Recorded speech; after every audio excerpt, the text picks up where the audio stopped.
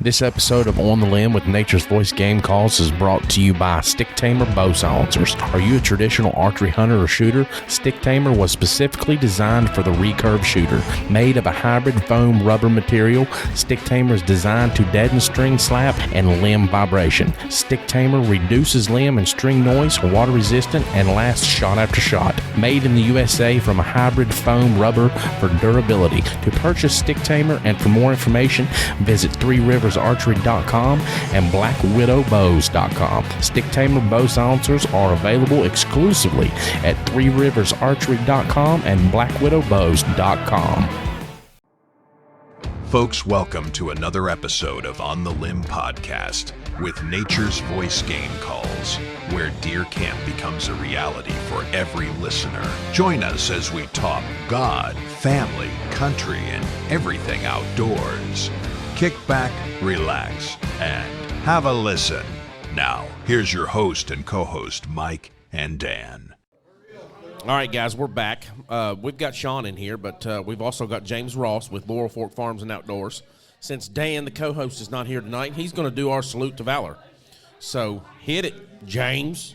Hey, Mike, thanks so much. Yeah, no problem, brother. I appreciate being able to do this. This is twice I've done it on.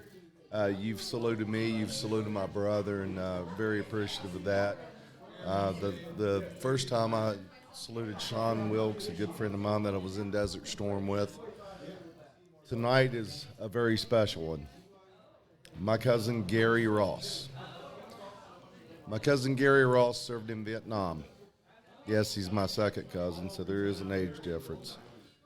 Gary served with the 1st Cavalry at first, and then even though he didn't want to be in Vietnam, he found out he liked Vietnam and served with the 4th ID, volunteered to stay in Vietnam.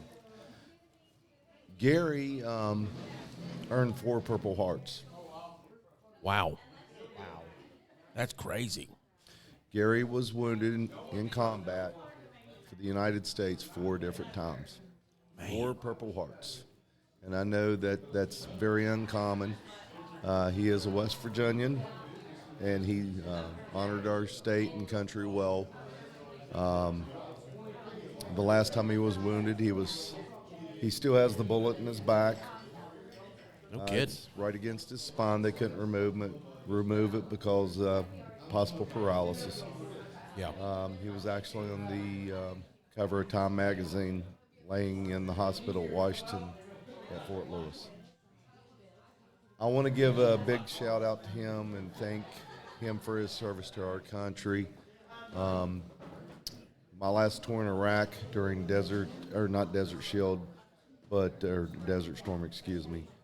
during Operation Iraqi Freedom, I came home on leave, and he was one of the first ones to meet me. Before we left, he gave me one of the Purple Hearts, which I carried in my breast pocket. Oh, man. The rest of the time I was in Iraq. That man, 4 Purple Hearts is a lot, guys. Oh, yeah. And, that's a lot. One, to be able to get, and get out. Yes. You know what I mean? And he served our country honorably, and I really appreciate this moment to, and fortunately he's still alive. Yeah, that's awesome, and we give honor to him, just like we did to the rest of our vets. Yep. Some of them have exceeded the standards when it comes to serving, and Gary's one of those. Yeah, definitely. Well, Gary, thank you for your service, and God bless you, sir. Thank you, Mike. Thank you, James. Appreciate that. Yep. Thank you. All right, so we're going to bring in John Hockaday now. He's Sean's right-hand man. But he's sitting to my left tonight. Oh, yeah, he's sitting to your left, though. That's right. I do want to say, okay, this is going to be tough. Why? Because we're following up Ted Nestor. That's what I was going to start off with. My talking points just got shot all to crap. Oh, sorry. Because I got to start out with, like, how was that? I mean, oh, wow. Finding that deer. That was a good track. Yeah. Yeah, I mean, I think we always talk about you guys, and this is not just us talking about it because you're an ad partner of ours. This was before you all became an ad partner of ours. You guys are the premier tracking authority in 9 different states, pretty much. Well, I mean, Come on, John. We go out and do our job. I don't know if we're quite to 9 different states as far as being the premier in each state. Okay. But we'll say we're making quite an influence. You'll definitely on take several West other ones. Virginia. Yeah, I think we can take West Virginia. Yeah, we'll take that. We'll one. take West Virginia. Yeah. Maybe Pennsylvania. Maybe Pennsylvania. Yeah, and we'll say Mountain Maryland's a different state than the rest of Maryland. We own that one. Yeah. Yeah. And- Allegheny and Garrett County. There you go. And anything along that Ohio River over at least a county in Ohio, we'll take that. And over to Lexington, Kentucky. So that's a good. There you that's go. A good footprint. Bedford Valley, Western Pennsylvania. Yeah. That's all Tigger country. All right, so let's get into the show today. How was your all's show at the booth? It was a very good, steady crowd. At one point, we had a gentleman walk up to us and say, "My gosh, this is the busiest booth here other than the pickle guy." That's a good thing. So I immediately looked at Chrissy and said, "We got to carry pickles next year." Yeah. Did you like how I come by and I was like, y'all know where I can find some Joe's flies? I don't know. Yeah. I don't know if I'd mess with the pickle guy. He might knock you off. He might. Hey, He's got some- before long, you're going to be selling Nature's Voice game calls and just have a whole row there. Well, You know, hey, I let's mean, just you do it got next year. Joe's flies, you got Viper ammunition, long spur, pickle guy. Yeah. One stop It just shop. keep going. Yeah, 100%. We'll just have the whole row, biggest long, just That's all good. part of the long. Because it spur already tractor. looks like a small house down there, anyways. Right. Well, we the wanted to give booth. you that, you know, That that the crap- man down here, I know this guy built it because He built it. Yeah. he built our new booth, and it's amazing, by the way. Doesn't it feel like it's a Cracker Barrel without the food? Yeah. Yeah. It's a country store. It's a country store. It That's right. is. There you go. It's home. Yeah. That's right. Yeah, Start yeah. selling some Hershey's and Snickers and stuff like that too. You lived in that thing for a week at Harrisburg. I did. Harrisburg. Yeah, and I was all right with that. Yeah, we were Meeting the talking good about that people. today. Yeah, absolutely. Man, Yeah. that's nuts. But we do appreciate you having us on, No, it's always a pleasure. and I'm glad to have John here this evening. So Yeah. how was Harrisburg? Harrisburg, I love Harrisburg. The town, it's the capital of Pennsylvania. Yep. Yeah, and it's just a great feeling. It's a river town. That's what it is. Yeah, it's old. It's an old railroad town. It's got everything. It's got so much character. I like that place. Nice. Yeah, I stayed up in an Airbnb up in a neighborhood that had me kind of a little bit iffy, but I tell you what. Hey, let me tell you, what a great spot. Parking was the hardest thing to get used to. It was definitely a little urban living. I for a don't know week. how you parked that truck the first night. I was there. I mean, I went. Yeah, I don't know Yeah. how you did that. Hey, it was a good spot. Harrisburg's a great city. Yeah, Yeah. I'm gonna make it Longspur country. That's right. We plant the flag. I don't know if you've noticed that. Yeah, I have noticed that. Yeah, we do this real crazy thing where we go out and meet the hunters before they need us. It's a crazy concept. Yeah, you know, it's not like, oh, well, who am I going to hire as a tracker this year? No, we're going to make sure you know who you're hiring Yeah. as a tracker this year. Yeah. Yeah. So talking about tracking, let's talk Sure. about some of the scents that you all have. Okay. The IF, intestinal fortitude. Intestinal fortitude. Intestinal fortitude. A tracker's eye. Now, you'll hear about these things in the summer if you listen to our podcast because we have a summer ad for you guys. That's right. Remember that. And we do that training ad, yeah. Yeah. And we're going to definitely have to push that IF this year if we have any left. Yeah. You because guys that been is- selling that like crazy. Yes, and that's a very limited thing because I tell you, our scents are 100% pure. So we have to gather what those are made out of. Yeah. So if it's intestinal fortitude, that's a pile of deer guts. Yeah. Yeah. They're all nothing but a common sense approach to the idea of what we're doing.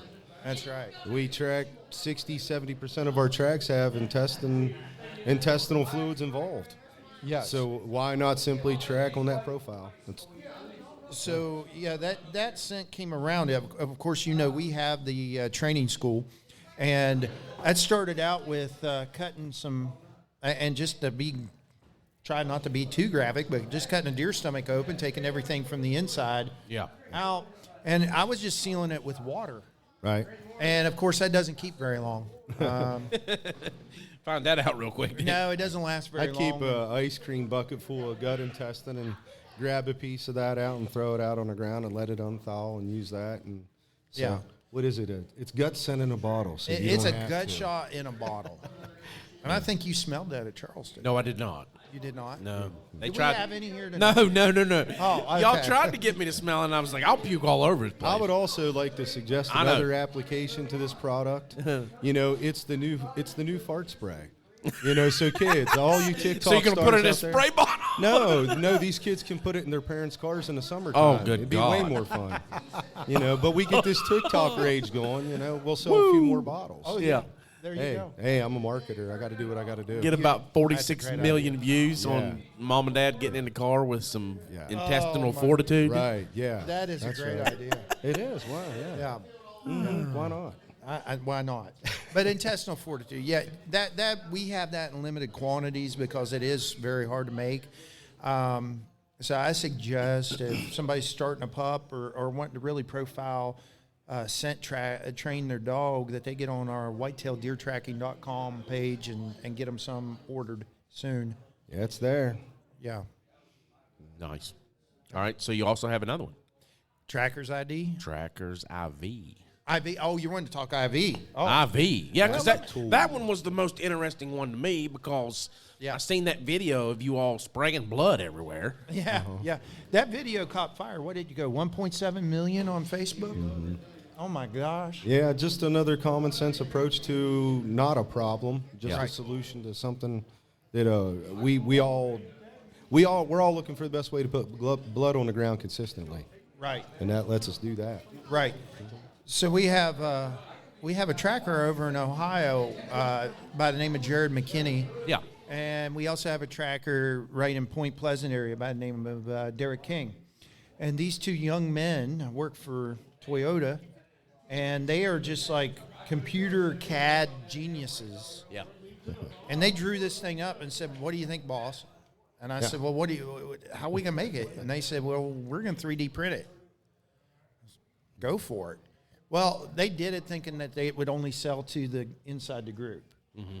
Okay, well, I think we've sold near 100 of these so far, which, if you think of the tracking community, there's probably 10,000 trackers nationwide. Yeah. That's not a bad percentage for the first year, and I think we're going to push it even more over the summer. Mm-hmm. I'm looking for selling 500 or 600 of them nationwide. We sent one to Portugal the other day, by the way. I think I seen that. Or were you all talking about sending one overseas? Yeah, we sent one to Portugal. Most people don't realize, but Portugal has white-tailed deer, Yeah. so they do have some trackers over there. Yep. So that was pretty interesting. But the tariffs on that wasn't nice. Well, it was, 100% tariff.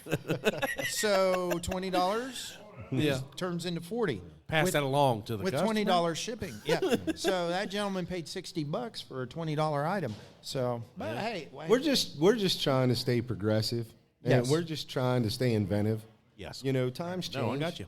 Yeah, that's all we're doing, and we're creating tools to We make live in life a for trackers very easier. fast-paced world, and you got to stay up with everything. right, Yeah. exactly. Yeah, there's nothing wrong with creating new tools and being inventive. No, it's great. Yeah. I love it. I thought when y'all seen these things come out, I'm like, Sean's paying a scientist to do all this? What's going on here? It's just some smart redneck boys. Yeah, there we're you hillbilly go. scientists. Yeah, hillbilly. There you do. That's right. Hillbilly, Yeah. hillbilly intervention. Yeah, that's And right. we're doing that hillbilly. Yeah, running mock tracks, Crap. doing scientific. So we just had the Conservation Day there at the Capitol. Oh, yes. And before that, we're in legislative session, I think. Yep. Sure are. And tell us about some of the things that happened during the drone legislation, which is House Bill 2043. House Bill 2043, that's actually a bill that we helped write. Came out of Longspur headquarters. We wanted to get ahead of drone legislation in West Virginia. Yeah. They're going to become legal at some point in time. And the problem we're seeing is people are wanting to make it wide open. Uh-huh. And it has to be controlled or it's going to become hunting with drones. And when it Yep. does, it won't be good for anyone because then it'll get more restrictive than it is now. So we thought, okay, we need to jump ahead on this and get ahead of it. So we helped write 2043, making drones legal. If you're on your own property or your own lease, you can fly a drone without any licensing on your, same as the landowner, except we broaden that to being on your own lease. Yes. So if your name's on a lease, you can fly a drone. You can help people on your lease find a deer. Hey, no problem. Okay, but once you leave your property, you got to have a minimum of a Part 107 FAA pilot's license. Yep. If you charge, you have to have an outfitter's license, same as a tracker. Okay, so that was very important. So that was one of the major hits Yes, that you all, or discussions that you were all talking about. well, major discussion. I mean, When you have a drone operator come to your property, you also want him to have a knowledge of what a white-tailed deer's habit should be. So how do you make sure that happens? How do you make sure the person coming to find your whitetail is somebody that has a knowledge of what whitetail do and where they go and everything else that goes with it? Yeah. And how you do that is you make sure they have an outfitter's license, which ensures they're involved in the outdoor world, most likely a hunter. yes, because unfortunately, what we're seeing in Ohio, and I'm not trying to be rude or cutting anybody down, but we see a lot of 20-something-year-old gamers play with their thumbs all day long. They go buy a drone, and all of a sudden, they're a deer recovery specialist. Oh, okay. They don't know about wait times. They don't know about deer anatomy. They know nothing other than I can fly this drone and I see your deer or I don't see your deer. They can't tell you anything. That's an awful expensive experience if that's what you get. Yes. I guarantee. And it'll ruin the name. Then they're going out and they're charging $700 to $1,000. Yeah, so it only takes one person. Yes. And then So it's done. We want to limit could that in kill a West county. Virginia. Yeah, we want to limit that in West Virginia. I mean, I'm just going to be honest. I mean, the trackers in this state have worked hard to get wounded game recovery to where it's at, and the drones are going to come in and they're going to have to play by a certain set of rules. That's just a bottom line. And it's going to be whatever the House of Delegates and the Senate decides. That's going to be the set of rules. I'm glad we've had a seat at the table. Everybody was welcome to have a seat at the table, but I saw no one else down in Charleston. And you also want to have a culture where you're protecting your outfitters that are devoting their time to the outdoor world to the point to where it means their livelihood. Yeah, you got something invested. Just like That's right. whitewater, somebody that's guiding on whitewater has to have qualifications that I don't need. Yeah, an invested interest. Yeah. Yes. Yeah, that's right. Exactly. So we see that's going to pass. I wanted to touch on a second part of that drone bill. And it's something, I haven't heard a lot of people talk about, but it's something very important in West Virginia because when they first wrote our tracking law, they didn't limit how many dogs you could have on a track. So currently I could show up with 10 dogs as long as I got 10 leads and say I'm tracking on lead, but we all know that no man can control more than one dog. Mm-hmm. So we made sure in this bill that it's going to limit you to one dog per handler. Yeah. And the hunter cannot be a handler. So if I show up with 2 dogs in my truck, I better have a second handler coming with me If you're going to use it. if I'm going to use that second dog. If not, it's one dog on the ground. Why are we doing this? Because, and I'm just telling people the honest truth, in the long run, we do want to go to controlled off-lead tracking in West Virginia. Mm-hmm. But that's accomplished with one dog and one man. Yeah. That's not accomplished with 20 dogs in the back of a truck and we're going to dump the box. We also don't want to lose our privileges. And right now, to hunt in this state, even it's our law, it's our privilege to do that. Right. And we can do it with a dog right now on a lead. Yeah. And it would not take much to take that away from ourselves. And casting groups of dogs on other people's property, even by accident, would be a very quick way to lose the privilege to track altogether. For sure. Right. Yep. And unfortunately, we've seen that this year. So Yep. I'm just saying that. No, I think it's great. I mean, you guys are at the forefront of this new stuff coming along and, trying to set the basis for it. And I think with your all's knowledge and expertise in this, that you guys are doing the right thing. I think with some of the potential laws that could be passed, we could very quickly become an example by which other states could possibly, handle themselves, because we could have a very good thumb on the way things go here. Yes. And one of the lines I used with the legislature is, I'm sure you heard Governor Morrissey in his state of the state say, let's have a backyard brawl with all our neighbors economically. And I said the same thing in wildlife management and wildlife. Let's have a backyard brawl. Let's be better than Ohio. Let's be better than Pennsylvania. Let's be better than Virginia. Mm-hmm. And let's tell them we're better than you. Let's not wait and see what everybody else does and then just bring West Virginia up the rear. That's not the way we need to do things. No, I agree. And, hey, I'm kind of proud of being in West Virginia. Yep. And, Bleed blue and gold. That's right.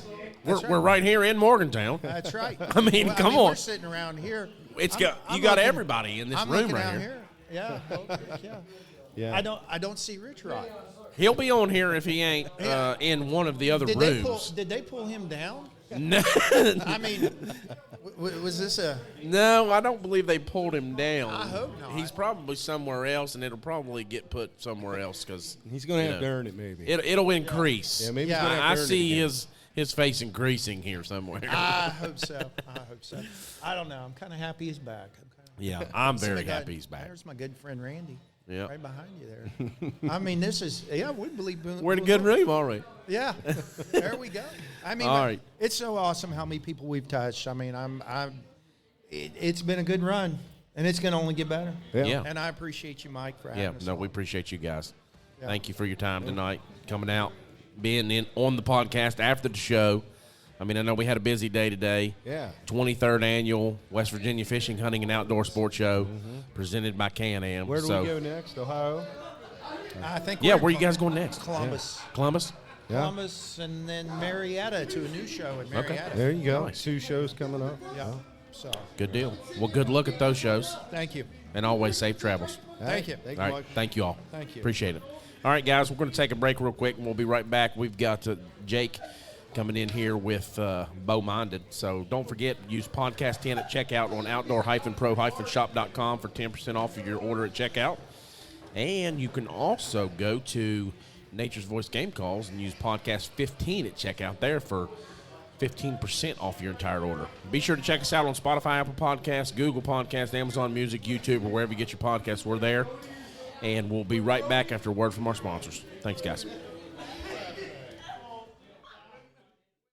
This episode of On the Limb podcast with Nature's Voice Game Calls is brought to you by Douglas Barrels, located at 5504 Big Tyler Road, Charleston, West Virginia, 25313. Douglas Barrels has been handcrafting ultra rifle barrels for over 70 years. Their expertise is impressive and unmatched. If you want barrels made by meticulous craftsmen who take pride in their work and do not take shortcuts in production, give Douglas Barrels a call at 304-776-1341. Get your ultra rifle barrel today from Douglas Barrels, 304-776-1341, or visit them on the web at douglasbarrels.net. All right, guys, we're back for our last segment, coming to you live from the Greene Turtle here in Morgantown, West Virginia, right after the 23rd annual West Virginia Fishing, Hunting, and Outdoor Sports Show presented by Can-Am. And, that ended at 7 o'clock this evening, and it's been pretty busy here at the Greene Turtle, but people starting to leave now. We're the last ones getting ready to get out of here. So I've got Jake on here with Bow-Minded. So, Jake, tell us how things went today at the show. Today we had a really good day. Good day? I'm pleasantly surprised. Yeah, busy, traffic, and everything. Very. Yeah, I remember even trying to walk out to the parking lot to grab something from my truck in the middle of the day, and they couldn't even figure out where to park people. So, Yeah, that's good. oh, yeah. Nice. So you guys got some new things going on. I think you all had one of the best looking booths at the show, and it's obviously the biggest, I think. So tell us about the new booth setup you got. Yeah, so it's a vision that I've had for a few years now. Just finding the time and the money to Yeah, you got to build it. exactly. Yeah, and you're getting there. You're doing a great job, man. Yeah, thank you. I've received so many compliments on that. And Yeah. It's bigger, so it looks a lot worse than what it is. Yeah, I was like, Set up, man, I but bet this is bad to tear down. I'll tell you what, it being on wheels is so much, or the Yeah. casters or whatever, it's so much easier. That's the key to right haul. there. Oh my gosh, I wish I knew that from the beginning, because these past 2 years before I had this, it was, I was in good shape because I was lifting everything. Yeah. But, yeah. No, I know what you mean. I mean, our booth weighs about 350, 400 pounds. And, man, that thing is just, it's crazy to get out of the trailer and into every show we're doing. Yep. It don't have wheels. Well, you know how my booth was last year. You guys helped me. Oh, clean I up. know. Yeah, you had those Yeah. shelves and stuff, and Oh, I was my like, man, it's not really that bad. But if you didn't have a bunch of people helping you, it'd take you forever to get out there. That's the problem. I travel by myself. a Yeah, lot. most of the time you do. Yep. You got your assistant over here taking all kinds of pictures. He's doing a good My job. little social media guy. Yeah, he's doing good. Yeah. But Gotta get all the angles. yeah. So you guys got a new logo that you released this year. Tell us about that. Yeah, so I mean, most of the logos that we've had in terms of like our hoodies, they're the logos that we've had. We transitioned into the 2-color this year, which is what they originally meant to be. Okay. Me screen printing everything myself is just easier when I'm only home for 2 days and I got to make 500 hoodies in a week. It's like I couldn't keep up with the 2-color, so I went over to the 2-color this year. A couple new hat logos, just simplistic stuff. Yeah. Just kind of change it up because, I mean, we especially our first show of the year, we experienced where we were up in Vermont and probably 3 or 4 dozen people walked by and I'd only been in Vermont 1 year. Okay. And I mean, 3 or 4 dozen people walking by already wearing bow-minded gear. So it's an amazing feeling. And then that's good. You have that feeling of they come up, they say, hey man, like I got this last year, like great to see you again. And then they keep walking. So it's like, get your mind thinking on, what else can I do to try to. What news coming out? Exactly. Yeah. Exactly. So we released a couple new things of those hat logos that you're talking about at Harrisburg. The Great American Outdoor Show this year, that's by far our biggest phenomenal show. Yeah. Oh my gosh, it blows every other show out of the water. So that's where we like to try to release our new stuff for the year. No, and I think talking about the Harrisburg show, and we come to these smaller shows here in West Virginia, and these things got really good foundations because Kelly and Rochelle have went to a lot of the other shows, the big name shows, and kind of pulled ideas from those and kind of bringing it back to West Virginia. I know you're not from West Virginia, but most of us here was tonight. And it's just great to know that they're building some kind of a show like that here in West Virginia. Yeah. And I think they're doing a great job. Yeah, and I think it's the personal connection of, I mean. It is. Like we were talking about earlier today is there are so many other bigger shows going on across the country right now. You got the Dixie Deer Classic down in Raleigh going on, which is the big one this weekend. I know there's a couple shows even closer to home for me. But last year, like you said, just Kelly, how personal she was with me, how friendly she is. Even the phone calls leading up to this year. Oh, yeah. I was unsure on exactly what I wanted to do because, like I said, there's so many shows going on, and I'm a one-man band for the most part. So I got to pick and choose where I'm going to go. Yep. So I really didn't make the phone call until about 2 weeks ago. And the second I called, man, she picked up the phone with, you can tell she was smiling ear to ear and just super friendly. And we'll fit you right in. Remembered who you was. Exactly. And we have. She even put us. I didn't even know this. She put us in one of the best spots in the show. Yeah, you're in a good spot. We're in the dead center. You know what I mean? So now, is this your third year or second year? So this is my third year touring around. That's what I thought. Yeah. Yep. Okay. But only my second year here in West Virginia. Yeah. Yep. No, but we're glad you come. So you come all the way from New York, Syracuse, right? Yep. So tell us a little bit about. We've never had you live on the podcast. We did something there with you at the Deer Gear and Beer Expo. Yep. And I'm still going to release those next year. So we're going to use that as advertisement for them. But so we did a little thing there. But since you're live here, tell us what Bow Minded is to all the listeners. Yeah, so I grew up a bow hunter. I remember even from when I was a kid, that was the first thing I picked up. Everyone had a BB gun or whatever they had. I was always a bow and arrow kid. Even trying to shoot Tweety birds out of the trees. So like we were talking earlier, that traditional bow hunting, you got started early. Oh, very early. And it had nothing to do with my parents. Neither of my parents are really outdoors people. It was my grandparents. They owned a dairy farm. My grandfather was a big hunter. My uncle, very big archery hunter. So that's kind of what got me into it. And shot my first deer with a rifle at 11 years old. Second year when I was 12, I shot one with a bow. I haven't gone back. I mean, that feeling of that awesome. First initial deer, shot him at, I think, 5 yards. I mean, that feeling stuck with me. And so where Bow Minded came from wasn't even meant to be a business. I was bored in a college class. Let's just say college wasn't for me. Yeah. Doodling away, and I kind of came up with the logo. Again, wasn't meant to be a business. It was just me being bored and having a kind of a creative, artsy mindset. I was always doodling. Came up with the logo, and friends thought it was amazing and kind of pushed me to do something. So created a kind of half-assed website for a few years. Yeah. And, like I said, I've been touring now this is my third year. It was about 2.5 years ago. Just kind of a switch flipped to where I was working a full-time job. I love my coworkers, but didn't necessarily love the job, I guess you could say. Yeah, so this is your full-time job now. Full-time job, man. Yeah. And I love every second of it, being my own boss. Yeah, and you're traveling all over the country. Yep.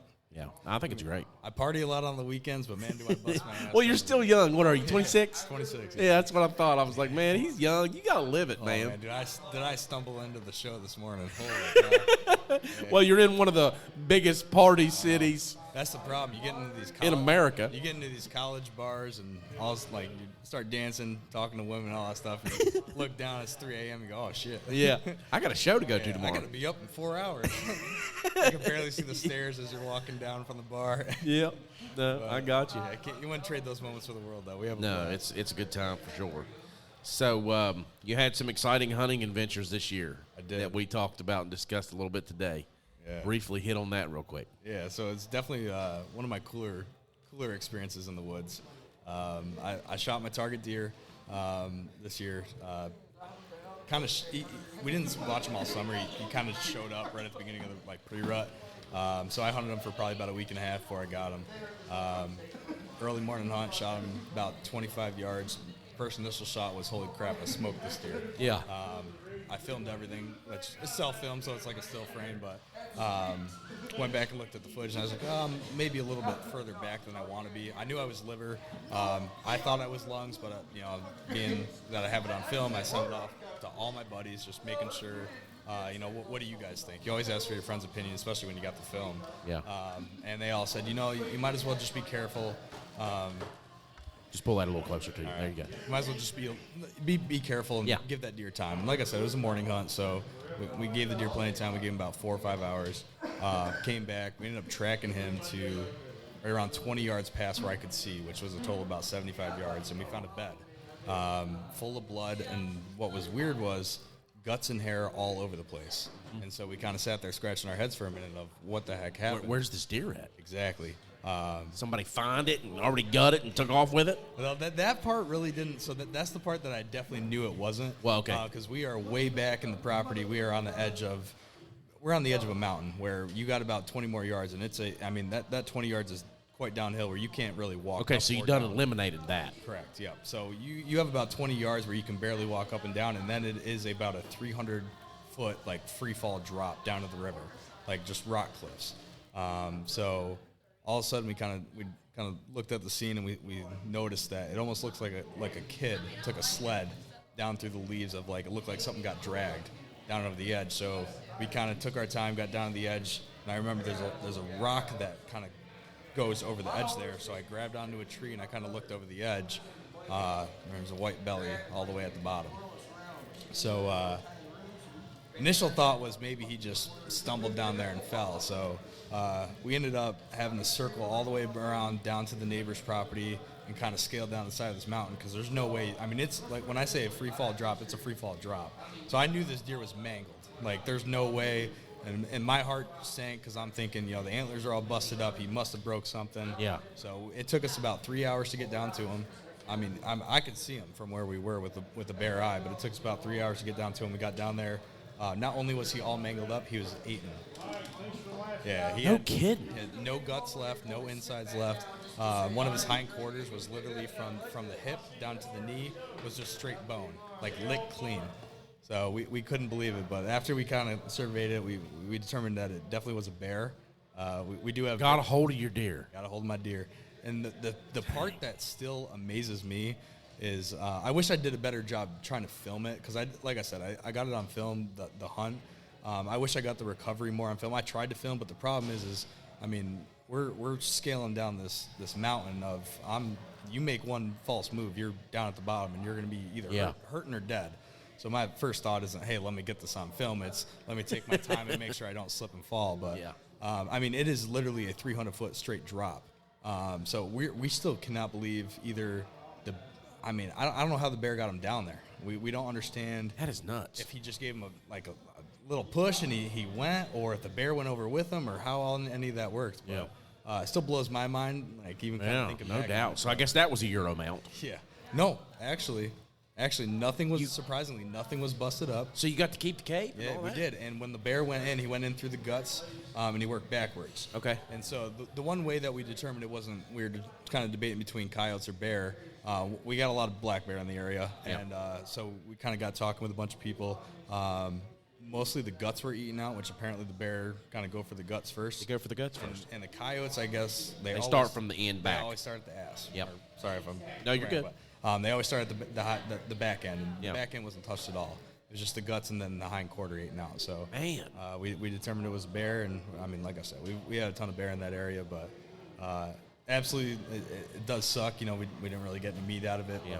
But, like I said, and the free fall drop. I mean, this deer was mangled. Did any horns break or anything? Nothing. I couldn't believe it. Jeez. He was mangled so bad that he was wrapped around a tree, and his own neck was wrapped around his backside. So it was definitely a cool experience, I guess. But I mean, sad in one way and disappointing. You know, you do want to be able to, when you harvest a deer, you want to be able to use, you know, all of that deer from the mount to the meat to everything. But so definitely a. Man, that's definitely nuts. a story, That's a for sure. first for me. I've never heard of that. When you told me you couldn't find that, I was like, man, I think, you know, I was obviously immediately thinking coyotes got it. Yeah. But it was a bear. No, I've had coyotes get a deer too. But they don't really drag it too far. They just kind of eat it where it's at for the most part. Definitely. So. Yep. But All right, well, Jake, we sure appreciate you being on tonight, man. And tell everybody where they can get your products and how they can get a hold of you. yeah, absolutely. So pretty simple. Bowminded.com is our website. We've released, like you were talking about, the new hat logos. Yes. New hat styles. So as a small business, it's hard to keep everything in stock. So Yeah. just in terms of, we might not have everything on the website, but we're getting there. So if you see something, just shoot us an email or a DM. And then all our socials are just at Bowminded. Traveling New Hampshire next weekend, Columbus, Ohio the weekend after, then Eau Claire, Wisconsin, and then finishing off in the Wisconsin Dells. Okay, nice. Yeah, that's always a big show. Oh, yeah. We James and enjoy them it to go out there, too. Yeah. Oh, like I said, we party it up everywhere. Yeah, So good deal, man. we bring the good time. Live it up, brother. Heck yeah. I hear you. I'll grow up one day. It's all right. It's all right. All right, man. Again, I thank you and appreciate you for coming on and hope you have a good show tomorrow. Absolutely. Thank you All so right. much, man. Appreciate it. Thank you, buddy. Absolutely. All right, guys, so that ends it here at Greene Turtle in Morgantown, West Virginia. That was our last segment with Zach from Bowminded. Be sure you go and check him out on all of his social media networks and check him out on bowminded.com for all of his products. They got some really good products. Jake? I said Jake. Oh, Zach. I was looking at the thing. Jake, sorry. I gave you a shout out there, bud. Oh, no, I didn't say sister. I said your assistant. He's had too many drinks. Yeah.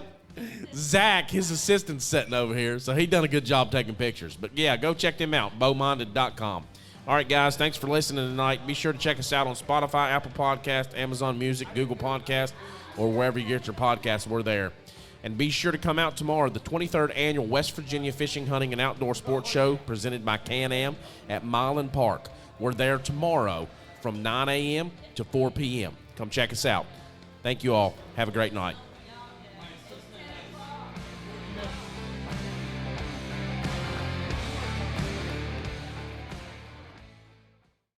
This episode of On the Limb with Nature's Voice Game Calls is brought to you by Bolt's Lawn Care Ltd. Company. Bolt's Lawn Care is a professional lawn care and landscaping business that's been in the business for over 20 years. Bolt's Lawn Care specializes in lawn care, landscape, drain work, and so much more. Call Bolt's Lawn Care Ltd. today for any and all of your outdoor needs. Bolt's Lawn Care offers free estimates. Give them a call today, 304-543-6565. That's Bolt's Lawn Care, 304-543-6565.